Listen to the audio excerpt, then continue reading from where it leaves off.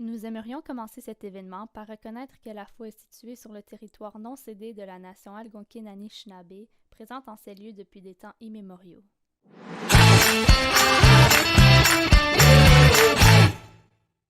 Bonjour et bienvenue aux formations virtuelles de la FO. Voici une courte vidéo des points techniques à considérer pour le bon déroulement de cette formation. Puisque nous sommes en mode réunion, veuillez mettre votre micro en sourdine. Cette formation est enregistrée. Veuillez fermer votre caméra et micro si vous ne voulez pas être dans l'enregistrement.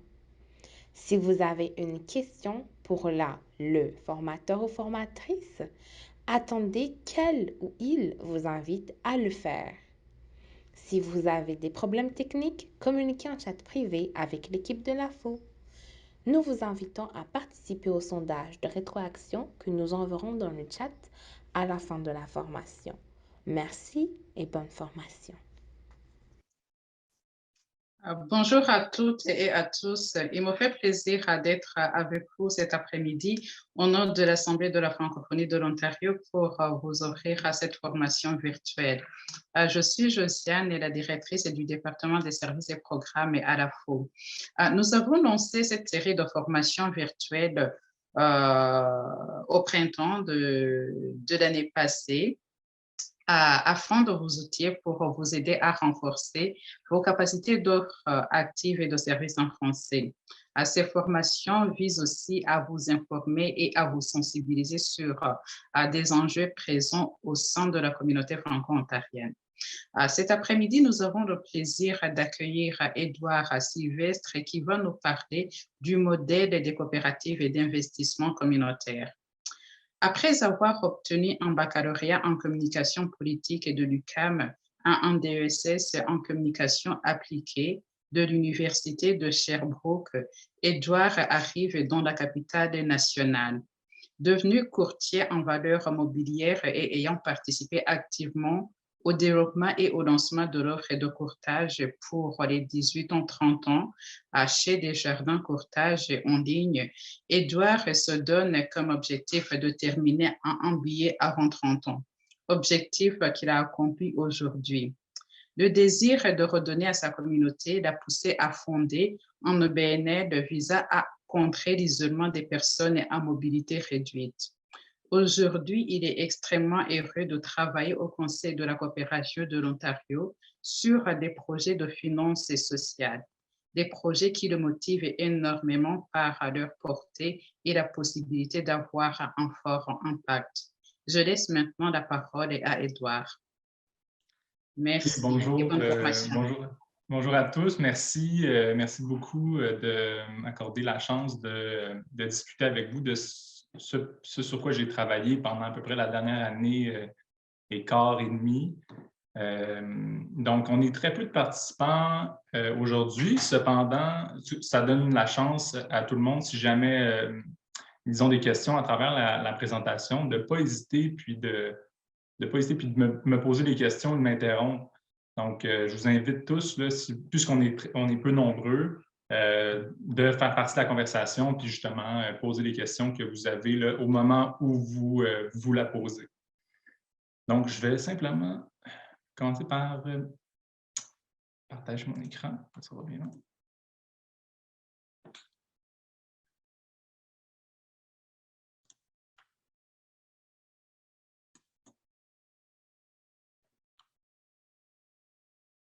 Est-ce que vous voyez bien mon écran? Oui. Ça indique bien la finance sociale, le modèle des coopératives d'investissement communautaire? Oui. OK, super.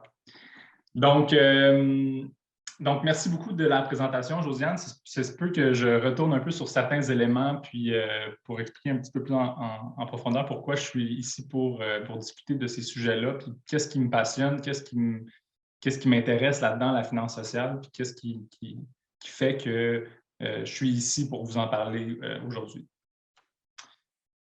Donc, le titre de la présentation, c'est « La finance sociale, le modèle des coopératives d'investissement communautaire ». Donc, pour vous donner un peu un scénario là, de comment ça va se dérouler, On va commencer en fait, je vais commencer par me présenter. Je vais vous donner quelques définitions, quelques concepts qui sont importants à comprendre avant de pouvoir débuter la présentation et qui font partie un peu justement d'approfondissement des connaissances en lien à la finance sociale. Par la suite, je vais donner vraiment un bref historique là, de la finance sociale parce que c'est un sujet qui est extrêmement riche en histoire.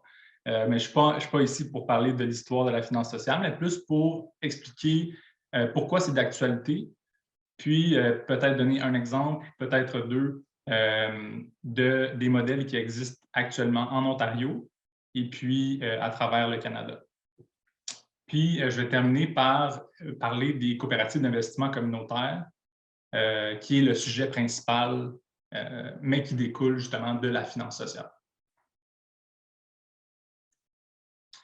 Je vais commencer toutefois par un avis de non-responsabilité. En tant que tel, toutes les informations, dans le fond, tout ce que ça dit ici, c'est qu'on est...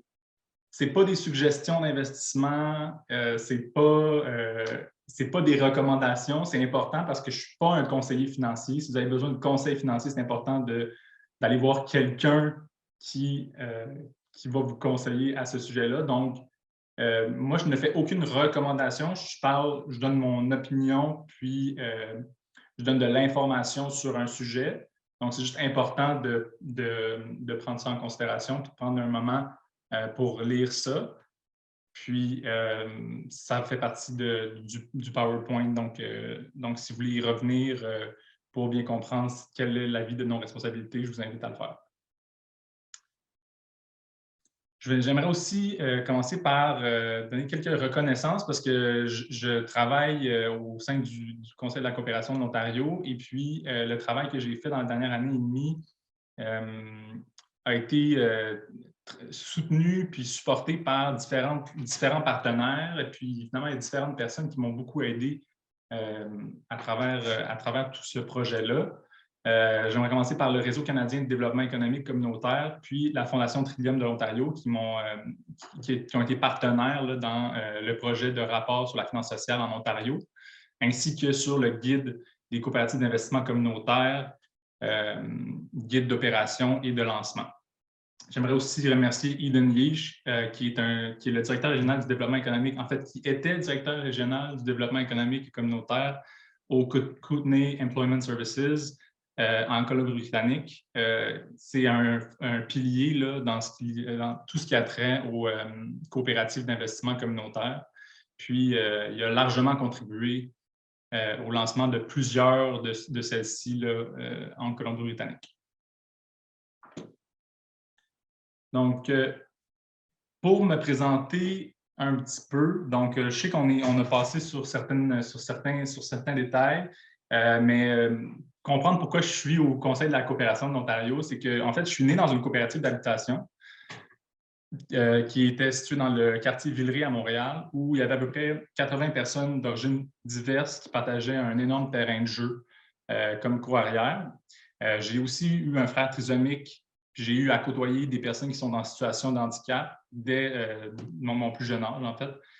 Donc, les valeurs de coopération, d'acceptation, d'appréciation des différences, ils font intrinsèquement partie de moi.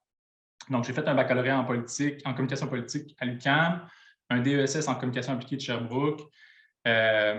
Puis, je travaillais, là, évidemment, à temps partiel dans un bureau comme adjoint administratif. Puis, c'était dans le domaine de la finance, de la gestion de patrimoine. J'ai déménagé à Québec, puis c'est de mon expérience en finance qu'on m'a donné justement l'opportunité de travailler comme courtier en valeurs mobilières chez Desjardins Courtage en ligne.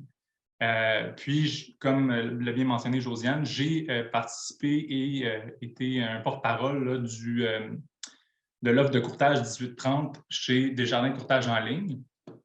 Puis, comme j'avais comme objectif de finir un MBA avant 30 ans, j'ai dû quitter mon poste. Je suis allé sur les bancs d'université à temps plein, tout en servant dans un bar de Québec.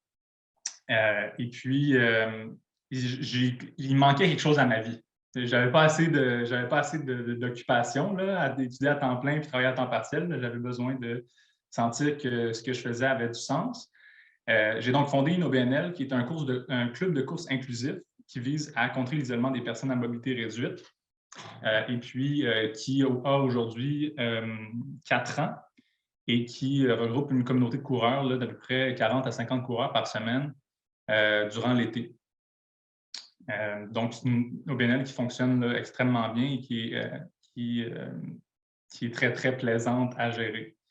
Maintenant que j'ai mon MBA en poste depuis maintenant 2020, moi, le CCO, ce qui est le fun, c'est qu'il me permet de travailler sur des projets de finances sociales, des projets qui me motivent, donc qui allient justement mes connaissances, mes compétences en finance que j'ai acquises au travers des années, mais aussi le sens et le purpose, l'espèce de la direction que je veux donner à ma vie en termes de valeurs et d'impact, d'accomplissement. Donc, voilà. Et donc, dans la dernière année, j'ai consacré la majeure partie de mon temps à étudier puis comprendre le modèle organisationnel des organismes d'investissement communautaire dans le cadre législatif ontarien. Donc, ces modèles ils existent dans d'autres provinces, mais l'avancement de ce type de modèle varie d'une province à l'autre parce que les lois sur les valeurs mobilières, les lois sur les corporations coopératives et OBNL, ils diffèrent entre les provinces.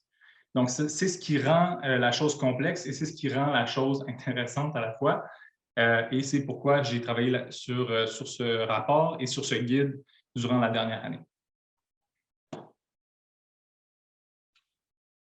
Pour penser aux définitions et aux concepts, donc, une coopérative. Qu'est-ce que c'est une coopérative? Une coopérative, c'est une association de personnes qui travaillent collectivement pour atteindre un but ou réaliser une mission. C'est une organisation qui va appartenir à ses membres et à ses utilisateurs de services et qui est gérée démocratiquement par ses membres et ceux qui utilisent les services. Donc, c'est une entreprise dont les surplus proviennent de l'usage qu'en font les membres et les utilisateurs pour ensuite être redistribués équitablement entre eux, c'est-à-dire selon l'usage de chacun des membres et des utilisateurs. Donc, les coopératives doivent adhérer à 7 grands principes. Et puis, ces 7 grands principes, c'est ce qui vient cimenter l'identité coopérative, parce que souvent, on entend que c'est le modèle d'affaires coopératif, mais c'est plutôt une structure. C'est une structure d'entreprise et non un modèle d'affaires. Donc, la première, c'est l'adhésion volontaire et ouverte à tous. Donc, si on veut être membre d'une coopérative, on peut le faire. C'est pouvoir démocratique exercé par ses membres. Donc, un membre, une voix, peu importe l'investissement qui est fait dans la coopérative. Ensuite, il y a la participation économique des membres. Donc, les membres doivent être impliqués. L'autonomie et l'indépendance. L'éducation, la formation et l'information. La coopération entre les coopératives, c'est pourquoi on va voir souvent les coopératives travailler entre elles et avoir des contrats, se donner mutuellement des contrats. Et puis, évidemment, il y a un engagement envers la communauté. Ensuite, les organisations d'investissement communautaire. Donc, pour faire la distinction entre organisation d'investissement communautaire versus coopérative d'investissement communautaire, c'est important de déterminer en fait que les organisations d'investissement communautaire, c'est vraiment juste un concept sous lequel il peut y avoir plusieurs structures. Donc, on va définir les OIC comme des systèmes de soutien détenus et contrôlés par la communauté pour le développement économique communautaire qui vient mobiliser des capitaux d'investissement locaux qui va venir généralement des particuliers, donc principalement des investisseurs de détail, des investisseurs qu'on dit non accrédités, comme la majorité des gens à travers le pays. Ça vient combler le fossé entre les investisseurs locaux et les entreprises locales qui ont besoin, elles, de financement. Et les OIC pourraient, dans le fond, être constitués autant comme des coopératives, des OSBL, des sociétés locales d'investissement, des sociétés de financement participatif, des entreprises à contribution communautaire, des sociétés d'intérêt communautaire, des sociétés de capital de risque. Donc, il y a une multitude de structures possibles en termes d'OIC. Moi, le sujet dont je viens de traiter aujourd'hui, c'est les coopératives d'investissement communautaire, mais sachez que ça fait partie d'un concept qui est plus grand, qui est les organismes d'investissement communautaire. Ensuite, il y a la fuite des capitaux. Donc, c'est un concept important parce que c'est une problématique. Qui vient attaquer, en fait, les organismes d'investissement communautaire. En fait, dans le monde de la finance, la fuite des capitaux, c'est connu comme un exode massif d'actifs financiers et de capitaux d'une nation en raison d'événements tels que des événements politiques, économiques, d'instabilité, de dévaluation de la monnaie ou d'imposition et de contrôle des capitaux. Donc, la fuite des capitaux, ça peut vraiment imposer un sévère fardeau sur les nations les plus pauvres parce que le manque de capital freine la croissance économique et ça peut entraîner une baisse de niveau de vie. Donc, dans un aspect qui est comme plus local, c'est une problématique qui existe aussi. C'est-à-dire qu'on peut, oui, le prendre au niveau macro, mais on peut aussi prendre cette problématique-là au niveau micro. Et puis, c'est un... comment je peux dire? Donc, l'aspect plus local, les experts du développement économique communautaire, ils vont expliquer que le problème va survenir lorsque l'exode du capital local va vers des compagnies internationales, donc des multinationales, puisque l'argent qui va se retrouver en grande partie dans des actions en bourse, dans des fonds communs de placement, puis dans d'autres marchés d'investissement, ne se retrouve pas dans la communauté. Donc, voilà, c'est un concept important à comprendre parce que c'est une problématique qui vient attaquer les organismes d'investissement communautaire. Ensuite, l'équité ou le capital-action ainsi que la dette, c'est deux concepts importants également. Donc, le financement par capital-action, c'est-à-dire par équité, ça va survenir lorsqu'une entreprise cède un pourcentage de sa propriété à un investisseur en échange d'argent. Donc, ces investisseurs-là vont avoir des actions et des droits de vote, vont avoir le droit à un partage des profits, par exemple sous forme de dividendes. Et ici, on devient donc propriétaire de l'entreprise et nos attentes de retour sur investissement sont donc plus élevées car le risque en tant que tel est plus grand de ne pas retrouver son argent en cas de faillite. C'est-à-dire qu'au niveau de la dette, c'est de l'argent qu'une personne doit à une autre. Donc, il y a un contrat entre les deux. C'est un devoir qui impose une obligation contractée envers quelqu'un. Donc, les dettes dans le sujet discuté sont souvent sous forme d'obligations, de debentures et parfois de microcrédits. Donc, on emprunte de l'argent qui va porter intérêt et qui devra être remboursé selon un échéancier. Donc, le taux d'intérêt va être établi en fonction des risques. Donc, ça peut être des risques politiques, économiques, sociétals, technologiques, écologiques, légaux. Et puis, tous les risques, dans le fond, c'est tous les risques qui pourraient engendrer la faillite. Donc, une incapacité de rembourser le montant emprunté. Cependant, c'est important de mentionner que dans le cas d'une faillite, il y a donc vente de feu des actifs et les premières personnes qui sont remboursées, c'est les détenteurs de titres de dette, alors que les détenteurs de titres d'équité, eux, ne reçoivent que ce qui reste, c'est-à-dire après avoir payé toutes les créances. Et pour terminer, la finance sociale. La finance sociale, c'est vraiment un outil qui va viser à mobiliser le capital privé pour le bien public. Donc, la finance sociale, ça donne l'occasion aux investisseurs de financer des projets qui vont profiter à toute la société et aux organismes communautaires d'avoir un accès à ces nouvelles sources de cash, d'argent, à ces nouvelles sources de financement. Les fonds à vocation sociale, c'est-à-dire les gens qui gèrent, les gestionnaires de fonds à vocation sociale, c'est vraiment, ça constitue le principal outil de finance sociale qui va venir permettre une conjugaison de l'utilisation du capital, puis à l'obtention de retombées mesurables. C'est-à-dire, on va pouvoir dire, ben moi, j'investis dans un fonds à vocation sociale, mais voici notre rendement financier et voici notre rendement d'impact. Les fonds à vocation sociale investissent donc dans des entreprises et des projets capables d'engendrer des changements positifs, autant sur le plan social qu'environnemental, que de gouvernance.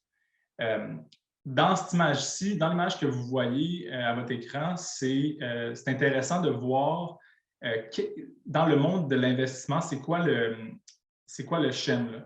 Donc, il y a des investissements traditionnels, donc rendement en premier. Il n'y a pas d'autre chose que le rendement. Ensuite, il y a l'investissement responsable. Donc, on intègre les indicateurs ESG et il y a une grande tendance vers l'investissement responsable et l'investissement socialement responsable. Mais il y a quand même des distinctions à faire entre quelqu'un qui se dit ESG et quelqu'un qui se dit faire de l'investissement d'impact, par exemple. C'est-à-dire que plus on va vers la droite, plus on va avoir un impact positif, plus le rendement d'impact devient important dans la balance versus le rendement financier, alors que plus on va vers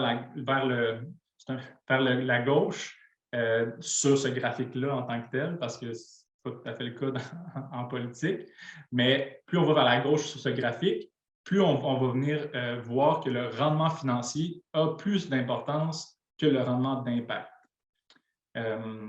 Donc, pour ce qui est des coopératives d'investissement communautaire, ça va beaucoup plus être à droite dans ce graphique-là. Ça fait partie de la finance solidaire. Donc, ça met l'accent sur le développement économique communautaire, sur les organismes de bienfaisance, les OBNL, puis les coopératives. Donc, c'est vraiment là, en termes de où est-ce qu'on se situe sur ce graphique, c'est plus là, au niveau de l'impact d'abord et puis de la finance communautaire. Est-ce qu'il y en a qui ont des questions à ce jour? Est-ce que tout va bien? Parfait, tout le monde semble assez calme. Donc, je vais continuer.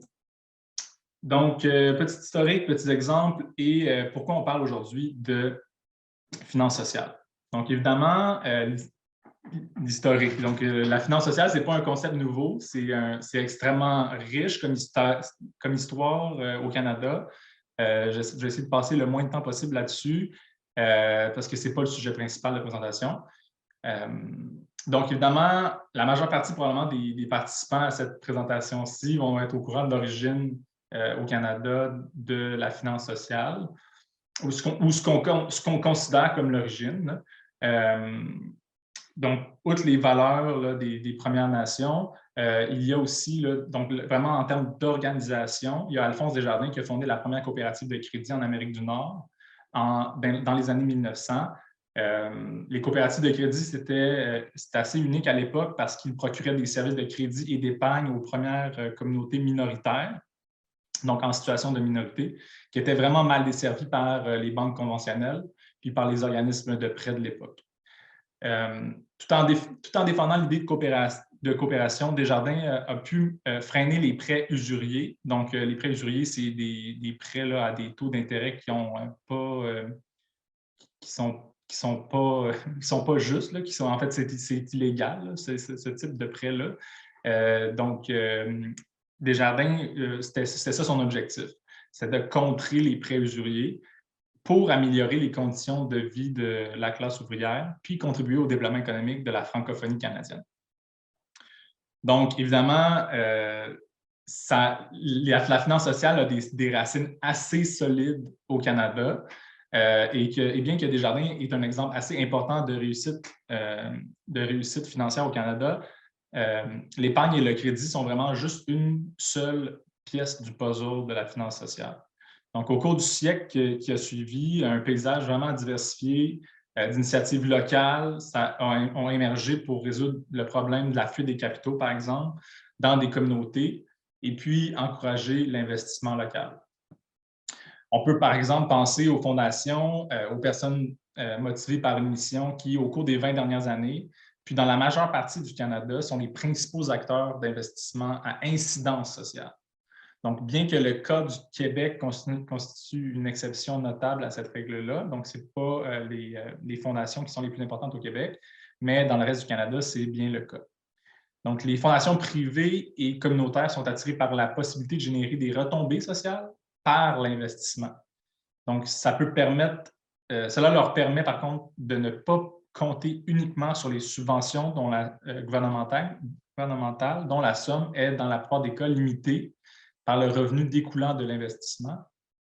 De même que le désir de préserver un certain capital de base à titre de fonds de dotation qui permet de générer de l'intérêt qui vont par la suite être convertis en futures subventions ou en futurs investissements dans la finance sociale.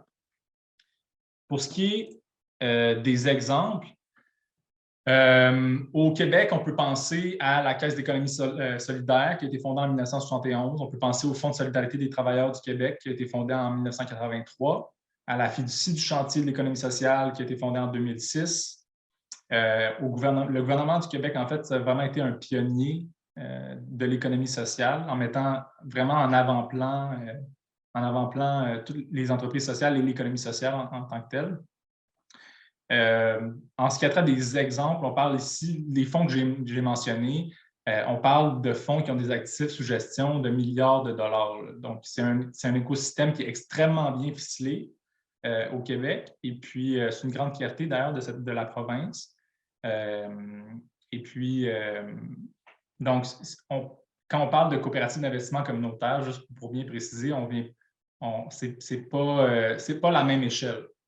Donc, ce qui nous intéresse un peu plus dans le cadre de cette présentation-ci, c'est l'investissement communautaire. Donc, des fonds ça va être à beaucoup plus petite échelle, mais c'est important de ne pas en diminuer l'importance et puis pas non plus diminuer l'ambition que ces coopératives d'investissement communautaire peuvent avoir parce que ça peut avoir d'énormes retombées économiques et sociales dans n'importe quelle localité. En Nouvelle-Écosse, il y a l'exemple de New Dawn Enterprise Limited, qui a été fondée en 1976. C'est la plus ancienne corporation de développement communautaire. Donc, c'est une entreprise privée qui est dirigée par des bénévoles. New Dawn va chercher à créer puis à exploiter des entreprises qui vont répondre aux besoins des communautés locales. En 2004, ils ont fondé 3 fonds d'investissement différents sous le programme de fonds d'investissement pour le développement des collectivités du gouvernement provincial. Et puis, la province de la Nouvelle-Écosse a été victime de la fuite des capitaux. Puis, c'est pour ça que ce programme-là a été fondé. Donc, ça a été pour freiner cette fuite de capitaux-là. C'était devenu vraiment une problématique importante. Puis, les fonds d'investissement communautaire pour le développement économique de la Nouvelle-Écosse, dans le fond, ce que c'est des pools de capitaux qui sont levés par des citoyens privés de la Nouvelle-Écosse pour investir dans des entités à but lucratif qui vont profiter aux communautés locales. Donc, un modèle qui ressemble étrangement, en fait, qui est pas mal similaire aux coopératives d'investissement communautaire, mais définitivement un CEDIF qui appelle CEDIF, c'est une OIC, c'est une organisation d'investissement communautaire. Donc, ce genre d'organisation-là, c'est fait également dans d'autres provinces. Les coopératives d'investissement communautaire ont été lancées en Colombie-Britannique parce qu'ils ont reconnu qu'il y avait une source locale de capitaux inexploités. Un exemple qu'ils ont donné, d'ailleurs, ça a été rapporté qu'environ 500 millions de dollars quittent les communautés de Victoria sur une base annuelle. Puis, évidemment, les raisons de pourquoi on a lancé des coopératives d'investissement communautaire en Colombie-Britannique, c'est qu'on pensait que cet argent-là, ça se retrouvait dans des marchés d'investissement traditionnels, c'est-à-dire dans des fonds communs, des fonds négociés en bourse. Et leur pari, ça fut de dire, bien, si l'option d'investir localement est présentée aux individus, bien, si l'option est présentée, bien, il y a de bonnes chances qu'une proportion de ce 500 millions aille dans des investissements locaux. Pas nécessairement toutes, mais au moins une proportion, ce qui vient freiner justement cette fuite de capitaux. Donc, pourquoi aujourd'hui on parle de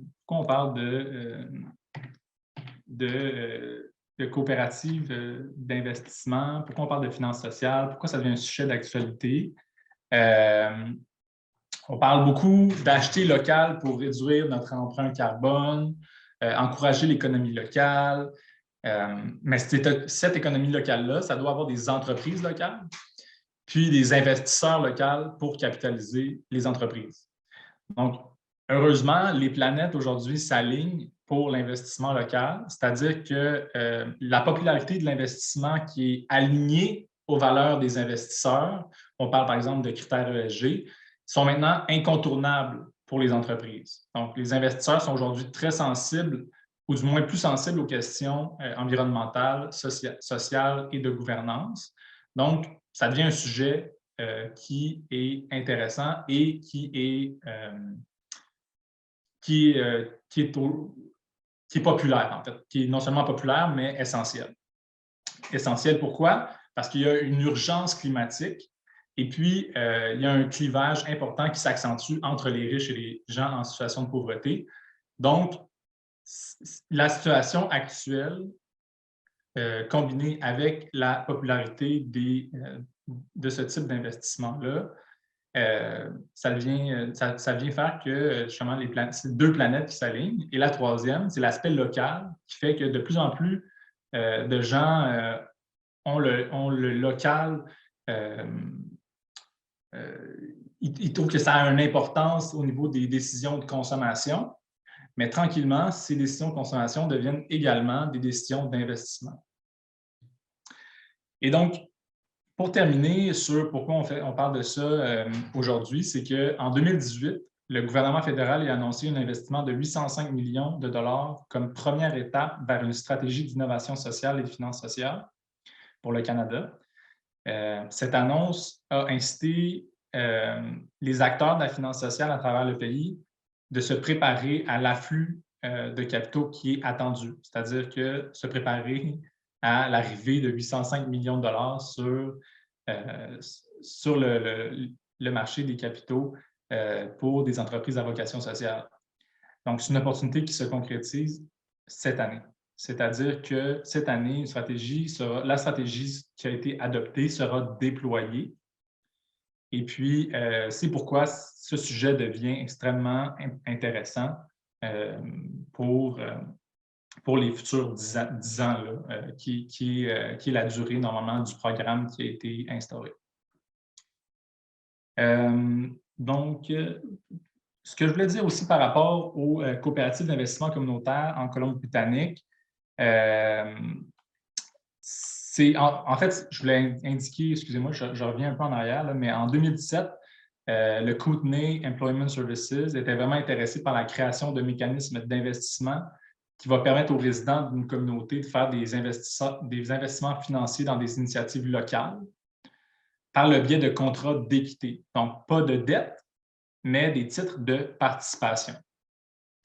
Donc, la structure d'entreprise coopérative devenait donc à ce moment-là intéressante parce qu'elle permet autant l'achat de parts via une membriété que l'émission de titres de dette par l'émission d'obligations de devanture, par exemple.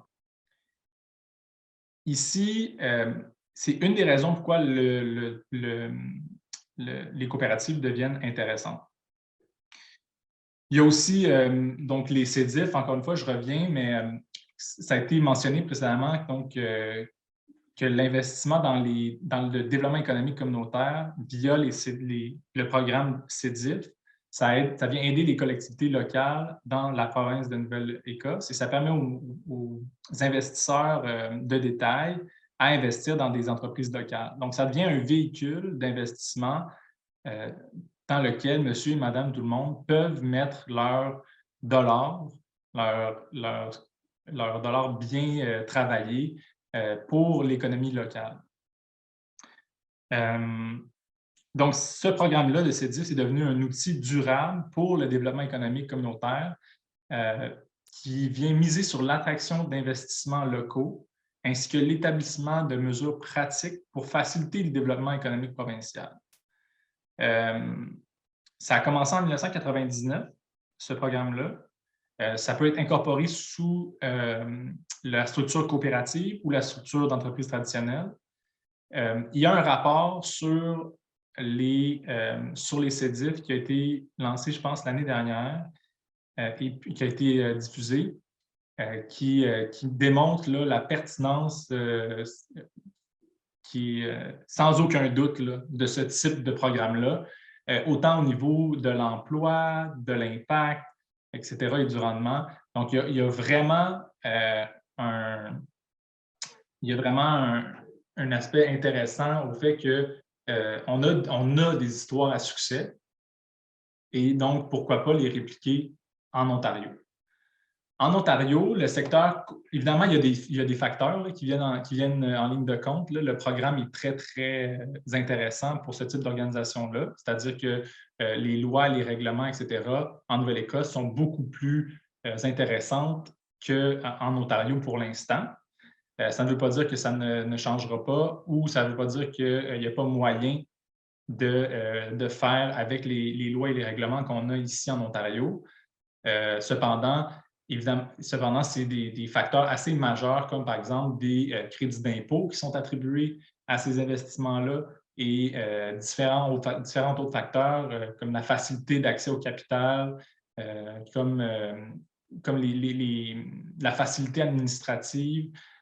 Et honnêtement, il y a une panoplie de facteurs qui font qu'en Nouvelle-Écosse, puis en Colombie-Britannique, ça a beaucoup de succès. Puis qu'ici en Ontario, ben, c'est pas tout à fait encore connu comme modèle. Et donc, on espère qu'éventuellement, il y a des gens qui se lanceront et qui challengeront un peu le statu quo. Donc, en Ontario, le secteur coopératif, il n'est pas aussi développé, comme j'explique, que dans d'autres provinces. Il abrite 1500 coopératives, ce qui représente à peu près 6 milliards de dollars de valeur économique ajoutée, ainsi que 57 000 emplois directs et indirects. Donc, l'Ontario, ça représente seulement 10 de l'activité économique coopérative au Canada. Considérant le fait que l'Ontario est une majeure partie de la démographie canadienne, c'est un très faible pourcentage qui est attribué à l'activité économique des coopératives de la province versus les autres provinces. Toutefois, on a ici un exemple qui est assez récent, qui s'appelle Union SD. Union SD, qui est dans le fond Union Sustainable Development, c'est une coopérative qui vient démocratiser et responsabiliser les citoyens d'une ville vis-à-vis sa construction. Donc, en permettant à ses membres d'acheter collectivement, de mettre à niveau et de ferrer là, des immeubles commerciaux et résidentiels, et donc en améliorant la situation économique, sociale et environnementale de la région de Waterloo.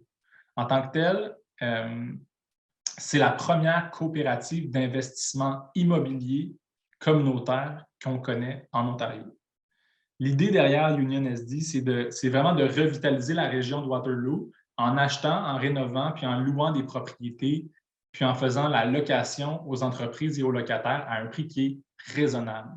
Donc, quand on parle ici d'attente raisonnable aussi en termes de rendement financier, parce qu'on a plus que juste un rendement financier, on a un rendement d'impact également. Donc, les membres vont être soit des locataires, des résidents de la communauté ou les deux. Et puis, pour les locataires, donc les membres locataires, l'incitatif, c'est d'avoir accès à un bail qui est stable, qui est à long terme, à un prix qui est raisonnable. Puis, la communauté, elle, si elle en retire, l'incitatif, c'est d'obtenir un bon retour sur investissement qui est raisonnable, tout en revitalisant leur quartier avec de bons commerces dans des beaux immeubles. Puisque, évidemment, on sait, l'immobilier, les loyers, c'est quelque chose qui est dispendieux. Donc, si les entreprises doivent payer énormément d'argent sur leur loyer, bien, ils ont moins de chances de réussir en faisant de l'investissement ailleurs que sur leur location. En Ontario, il y a aussi un autre succès qui est les coopératives d'énergie renouvelable. En fait, c'est grâce à certaines lois qui étaient présentes il y a quelques années, qui maintenant n'existent plus. le domaine de l'énergie renouvelable en Ontario, c'était vraiment propice là, à l'époque à la création de coopératives, ce qui est aujourd'hui un peu moins vrai. Cependant, il reste de très belles coopératives dans le milieu des énergies renouvelables. Et puis, donc, en fait, c'est là où l'Ontario se démarque en termes de coopératives d'investissement. Donc, pourquoi ce modèle-là existe? L'accès au capital, c'est un obstacle important au développement et à l'expansion des entreprises, en particulier dans les régions rurales de l'Ontario, ainsi que pour les communautés immigrantes. Donc, c'est également vrai pour la relève d'entreprises, parce que près de la moitié des petites entreprises au Canada sont détenues et exploitées par la génération des baby boomers, dont beaucoup n'ont pas de plan de relève pour leur entreprise une fois qu'ils vont vouloir prendre leur retraite. Donc, parallèlement à ça, les Canadiens investissent à peu près 43,5 milliards de dollars pour l'année d'imposition en 2018 dans leur REER. Ce qu'on pense, c'est que la réorientation d'une partie de ce capital-là vers des entreprises, des projets locaux, offre non seulement un avantage qui va venir stimuler la croissance économique, mais ça crée également des opportunités d'engagement citoyen, de fierté locale, de développement et de diversification économique. Donc, le modèle de coopérative d'investissement communautaire, ça offre à une communauté une option pour commencer son parcours d'investissement local et communautaire. Et puis, le caractère social et démocratique du modèle CIC, ça s'est avéré dans le passé favorable pour des dizaines de collectivités partout au Canada. Ça peut être attribué, par exemple, aux faibles frais généraux, aux exemptions de titres spécifiques aux coopératives, à une structure de gouvernance qui est démocratique. Les CIC, ça permet donc aux investisseurs de détail, qui constituent la majorité des Ontariens, de participer dans le développement communautaire et économique de manière significative. Donc, les CIC, ça peut même structurer de manière ça peut se structurer de manière à émettre des actions préférentielles, des actions ordinaires, des titres de dette, des obligations, des debentures. Donc, une panoplie d'outils financiers qui sont à la disposition des CIC. Ces titres-là, il y a moyen de les inclure dans des régimes enregistrés d'épargne retraite ainsi que des comptes épargne libre d'impôt en vertu de la Fédération canadienne des coopératives de travail. Du Worker Corporation Federation, la fédération, ça, exactement. Donc, la plupart des CIC ont aussi, c'est important de le mentionner, une composition géographique précise de leurs membres, ce qui va venir garantir que le modèle est vraiment détenu et exploité localement. Donc, mettons qu'on habite à Vancouver, mais on n'investira peut-être pas dans une CIC de London, Ontario. Mais en général, les gens qui investissent dans une CIC locale, c'est pour justement faire du développement économique local. Le caractère démocratique des coopératives, ça en fait un modèle qui est extrêmement intéressant parce que chaque membre a une voix. Donc, ça apporte plus d'engagement de la part des membres, puis ça aboutit souvent à une meilleure décision. Évidemment, c'est un petit peu plus lent comme processus décisionnel, donc l'action est un petit peu... Ce qu'on gagne en qualité de choix vient au détriment de la vitesse du choix. Donc, c'est important de le mentionner. Donc, la force vient qu'une faiblesse.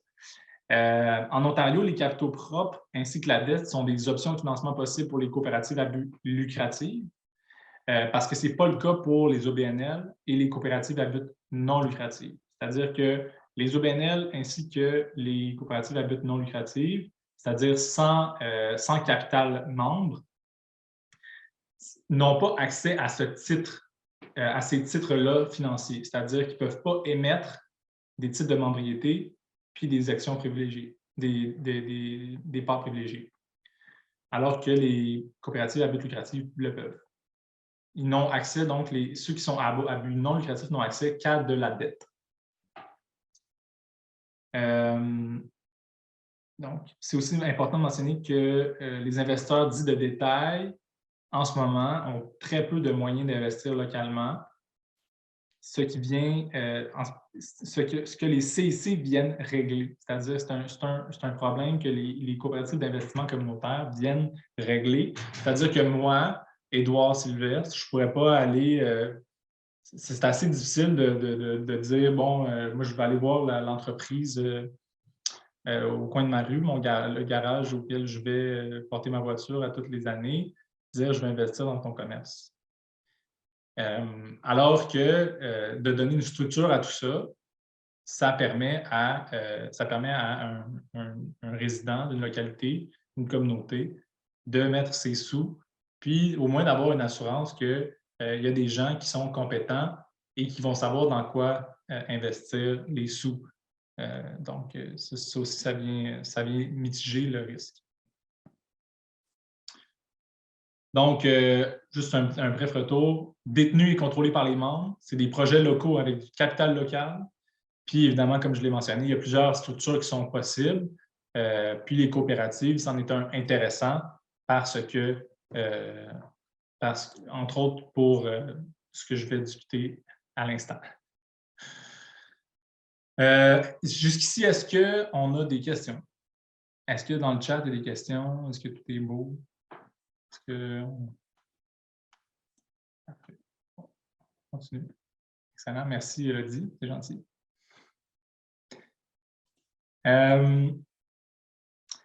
Donc, la pertinence du modèle coopératif dans le cadre d'investissement communautaire. Je vais commencer par dire que je vais essayer de faire ça simple, mais pour une entreprise, le coût du capital, c'est un facteur qui est extrêmement important. C'est-à-dire que pour déterminer si une opportunité est intéressante à saisir, c'est important de savoir combien ça va me coûter pour saisir cette opportunité-là. Si ça coûte trop cher, un entrepreneur va peut-être déterminer que le risque n'en vaut pas la peine. Donc, les CIC permettent d'offrir du capital à un coût qui est moindre que certaines banques, que certaines autres organisations de financement. Puis en plus de ça, la CIC, la coopérative d'investissement communautaire, agit aussi comme accompagnateur de l'entrepreneur pour s'assurer du succès du projet. Donc, ce qui vient donc grandement diminuer le risque. Par le fait même, on diminue à ce moment-là le coût du capital. C'est-à-dire que moins il y a de risques, moins le capital coûte cher, et moins les attentes. Il y a aussi l'aspect d'attente de rendement, c'est-à-dire que quand on investit localement, il ne faut pas s'attendre à avoir un rendement qui est exceptionnel en termes financiers. Ce n'est pas ça nécessairement l'objectif principal. Donc, à ce moment-là, le coût du capital est donc de ce fait même diminué par le fait que les attentes des investisseurs les attentes de rendement sont plus faibles. Donc, tel que mentionné, évidemment, les valeurs coopératives, les grands principes coopératifs ont un impact majeur sur sa pertinence, là, évidemment. Ça amène parfois son lot de complexité, parce qu'évidemment, plus qu'il y a de personnes autour de la table, plus le processus décisionnel est ralenti, mais ça vient, comme je l'ai expliqué tantôt, améliorer la qualité des décisions, puis aussi la pérennité d'une organisation. C'est-à-dire que la CIC ou les entreprises dans lesquelles elles investissent ne reposent plus seulement que sur une personne, mais bien sur l'ensemble d'une communauté. Donc, si quelqu'un veut partir à la retraite, si quelqu'un est malade, donc l'entreprise ne fermera pas nécessairement. Ça pourra être, dans le fond, utiliser le réseau de la coopérative d'investissement. Ça va être de pouvoir compter sur d'autres personnes que seulement l'individu ou l'entrepreneur qui détient l'entreprise. Et de surcroît, les dividendes, c'est-à-dire qu'une coopérative d'investissement communautaire peut, si elle dégage des surplus, émettre des dividendes à ses membres.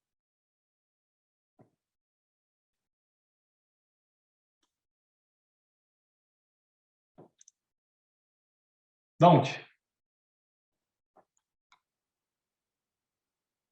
Est-ce que tout se passe bien? Est-ce que je peux avoir un autre pouce, Élodie?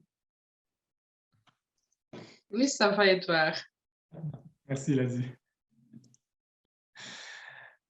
Parfait. Je m'excuse si je suis... c'est un sujet qui est assez aride, un peu froid.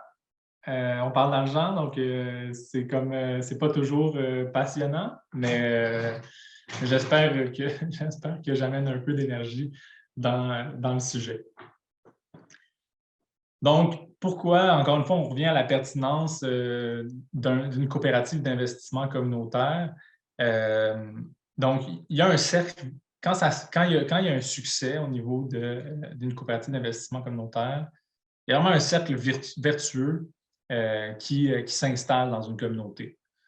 Tu as de la création d'emplois locale qui est durable. Tu as donc ici de la production de biens et services locaux par l'entremise d'une entreprise locale qui vont inévitablement amener une amélioration de la qualité de vie des citoyens. C'est-à-dire que si ton épicerie est à 5 minutes à pied de chez vous versus à 30 minutes en voiture, on s'entend que de prendre une petite marge de 5 minutes plutôt que de faire 30 minutes de voiture, ça devient quand même intéressant au niveau de la qualité de vie. Donc, encore une fois, l'exemple de l'épicerie locale qui a besoin de capitaux pour agrandir leur local, ou par exemple un garagiste qui pense avoir une opportunité de développement de ses activités à d'autres types de véhicules, par exemple, et puis qui entreprend des démarches auprès de la coopérative d'investissement pour une injection de capital. La coopérative, elle, avec son lot de membres, a un énorme réseau. OK? Donc, en lui-même, et ça permet donc à ces entrepreneurs-là de créer de l'activité économique en accompagnant ceux-ci dans le développement de la croissance de leur entreprise. Donc, il y a une espèce de cercle vertueux qui s'installe et puis qui permet justement un engagement citoyen, qui permet de l'activité économique, qui permet des connexions, des relations importantes, des partenariats. Le fait que les communautés, ils vont pas nécessairement... Ça donne aussi un sens de pouvoir à la communauté, c'est-à-dire que on s'attend pas à ce que Walmart débarque et règle tous nos problèmes.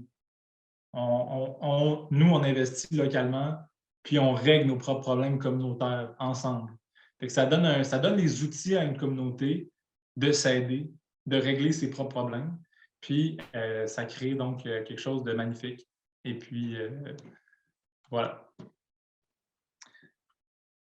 Donc, maintenant que j'ai parlé de la pertinence du modèle, comment on fait pour en lancer une? Donc, on commence évidemment par mettre les fondations, ensuite en renforçant les capacités des personnes qui sont impliquées, en planifiant le succès de la CIC, en s'assurant que tous les documents légaux et organisationnels sont faits dans les règles et puis qu'il n'y a pas de loophole, qu'il n'y a pas de problématique à ce niveau-là. On prépare le lancement, évidemment, parce qu'il y a toujours une date de tombée dans ce type de projet-là, une date de lancement. Et puis, par la suite, il y a l'opération de la coopérative. Ça ne veut pas dire qu'il n'y aura pas de levée de fonds subséquente. Il peut y avoir une levée de fonds initiale, puis ensuite une levée de fonds subséquente, ou les levées de fonds peuvent se faire, les levées de capitaux peuvent se faire peut-être là aussi, dépendamment des lois et des règlements, mais à travers l'année. Donc voilà. Donc, qu'est-ce que c'est mettre les fondations? Mettre les fondations, c'est d'identifier les principaux champions, c'est-à-dire qui est-ce qui va leader le projet, qui va s'occuper de diriger la coopérative, puis agir en tant que DG, en tant que secrétaire, en tant que trésorier, à trouver les personnes qui vont porter à bout de bras ce projet-là. Ça va être de contacter des experts des coopératives ou des CIC. Donc, c'est important, évidemment, d'aller chercher des connaissances de la part des gens qui ont soit déjà lancé des coopératives ou des CIC, encore mieux. Ça va être de constituer un groupe consultatif communautaire, de faire un scan des besoins et des opportunités dans la communauté, de démarrer une recherche puis une analyse préliminaire des investissements qui vont être possibles à même la communauté, c'est-à-dire s'il n'y a pas d'opportunité, ça va être un petit peu plus difficile, mais quand on parle d'opportunité, ça peut être de combler un besoin autre. Ce n'est pas nécessairement le fait qu'une entreprise soit à vendre. Donc, ça pourrait être simplement qu'il manque, je reviens tout le temps avec l'idée de l'épicerie, là, mais il manque une épicerie ou il manque un service essentiel X dans une communauté. Puis, et voilà, l'opportunité est là. De démarrer, donc, ça, je l'ai dit, de déterminer le calendrier de développement de CIC, donc s'assurer que la Gantt chart est bien faite et que les objectifs sont atteints à temps.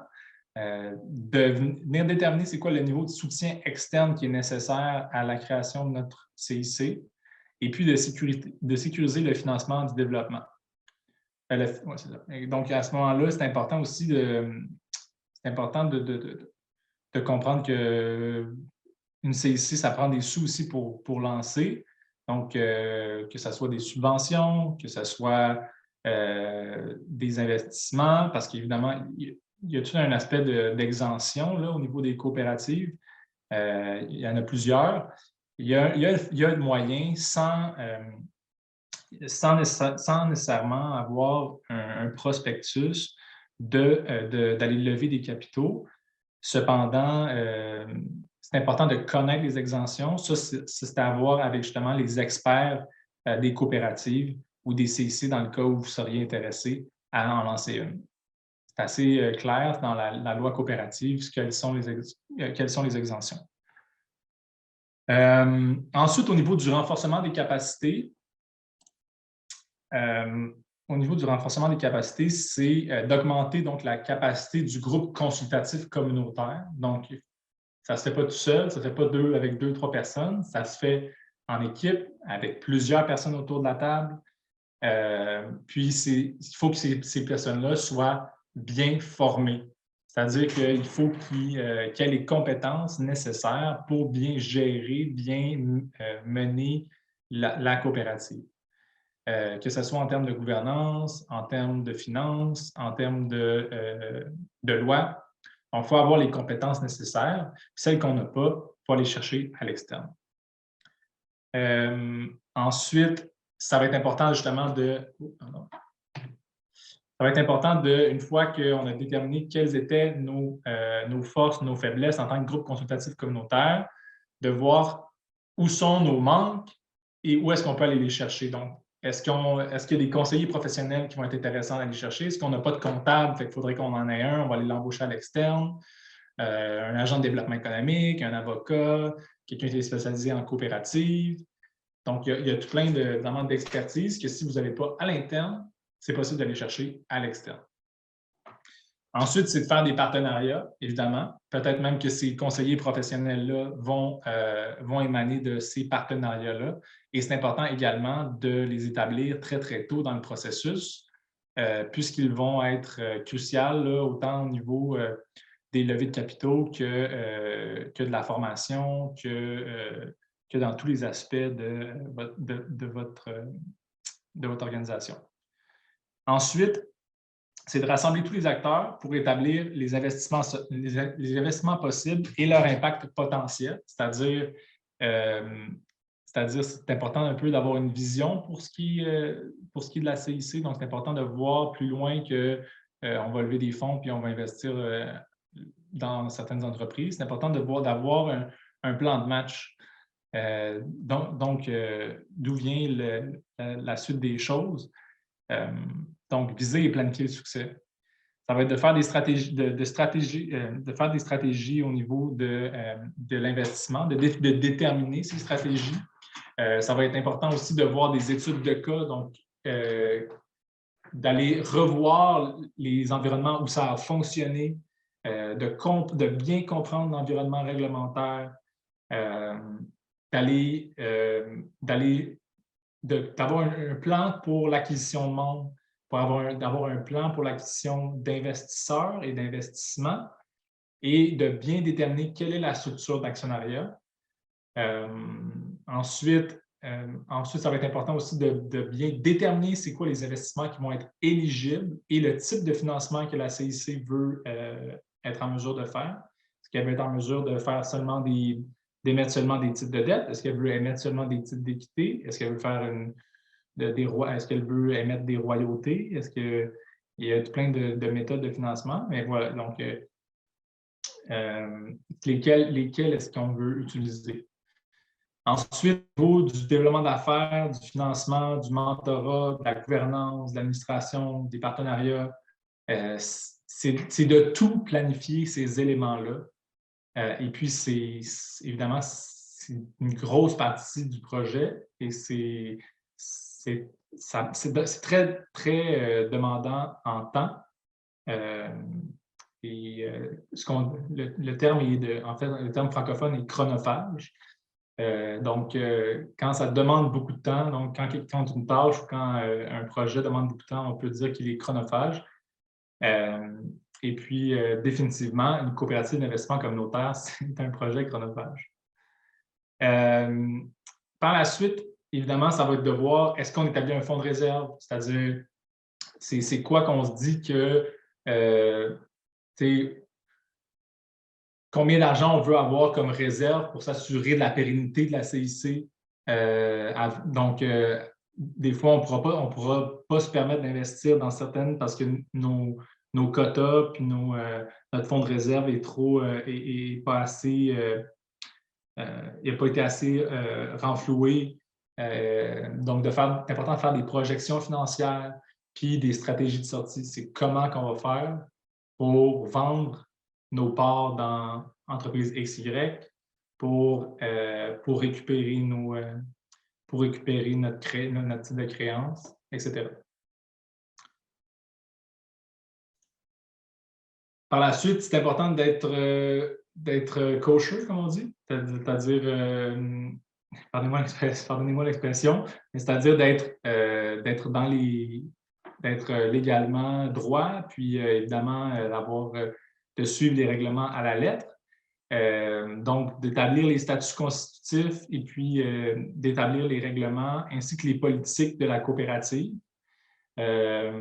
D'établir un processus clair de demande d'adhésion à la coopérative, c'est-à-dire d'avoir des contrats de souscription qui vont être conformes aux règles sur les valeurs mobilières, d'avoir un registre corporatif, d'avoir peut-être même un prospectus et après avoir utilisé les exemptions qui sont disponibles.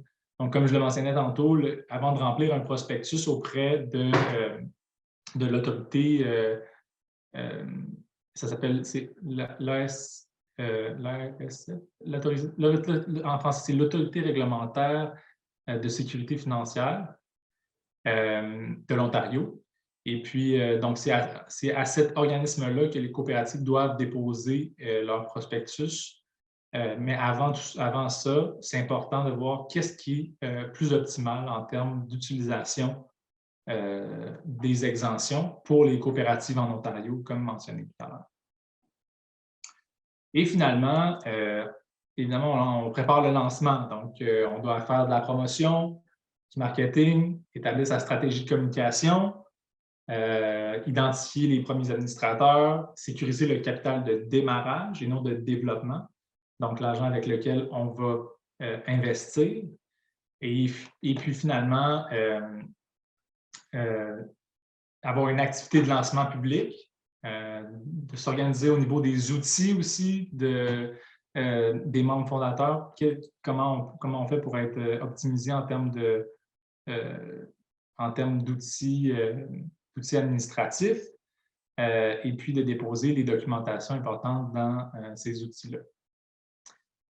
Évidemment, une fois lancé, il faut opérer. Donc, je vous laisse le soin, en fait, si ça vous intéresse, d'aller lire sur le guide, sur le guide qui a été adapté, le guide de Colombie-Britannique sur les CIC qui a été adapté pour l'Ontario, donc par le Conseil de la coopération de l'Ontario. Je vous invite à aller le lire si vous êtes intéressé. Il y a aussi le rapport sur la finance sociale en Ontario qui est sorti. Donc, tout ça est disponible sur cco.coop. Donc, voilà ce que j'avais à vous présenter aujourd'hui. On a pu voir plusieurs définitions, plusieurs concepts, comprendre un peu mieux c'est quoi la finance sociale, pourquoi on en parle aujourd'hui. On a expliqué un peu ce à quoi ça sert, les coopératives d'investissement communautaire, leur pertinence, puis les étapes essentielles au lancement. Moi, comme je vous ai mentionné, je vous invite vraiment à télécharger sur cco.coop le guide sur les CIC, qui va détailler vraiment en profondeur toutes les étapes que j'ai mentionnées dans la dernière partie de la présentation pour la création donc, puis les opérations de ces types de coopératives-là d'investissement communautaire. J'espère vraiment que vous allez trouver que cette présentation-là était pertinente, que ça va peut-être en motiver même quelques-uns à explorer les options et les opportunités. Puis si vous avez vraiment des questions par rapport à si vous avez des questions par rapport à n'importe quoi qui a été discuté dans cette présentation-là, et même plus, moi, je suis disponible. Je mange de la finance sociale au quotidien. Donc, n'hésitez surtout pas à communiquer avec moi. Puis voilà. Donc, je vous donnerai mes ressources. Puis, ça va me faire plaisir de discuter. Je termine là-dessus. Est-ce qu'il y a des gens qui ont des questions? Je sais qu'il n'y en a pas eu beaucoup, mais est-ce qu'il y a des gens qui ont des questions, qui se posent, qui ont des commentaires? Je crois qu'Élodie avait une question par rapport au document. Oui.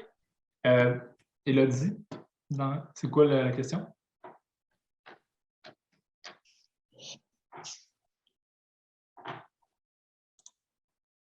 Est-ce qu'elle est dans le chat, la question? Elle demandait s'il y avait le lien pour ce document. Oui, en fait, il est sur la page. Je vais vous donner le lien. Ce sera long. En passant, petit détail que j'ai oublié de mentionner. Je n'arrive pas à... ça ne sera pas long.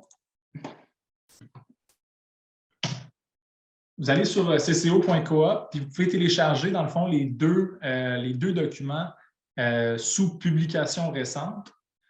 Je vous invite à aller le faire. Malheureusement, ils sont seulement en anglais, puisque, évidemment, la majorité de mes ressources étaient en anglais et que ça a été financé pour être fait en anglais. Donc, voilà. Mais si vous avez des questions sur certains sujets puis que vous voulez être répondu en français, bien, vous m'appelez ou vous m'envoyez un courriel, puis ça va me faire plaisir d'y répondre. Merci beaucoup, Edouard, pour ta présentation, c'est riche. Et puis, merci à vous toutes et tous pour votre participation. Ta présentation entière sera affichée sur notre site Internet et le site de la FO dans les prochains jours. Et puis, vous pourrez télécharger la présentation comme vous voulez et puis aussi la partager au sein de votre réseau. Mamadou va juste partager un petit sondage de rétroaction. On aimerait avoir vos commentaires, vos observations. Merci encore. Merci, Josiane. Le lien vers le sondage est à présent dans le chat. Merci à tout le monde.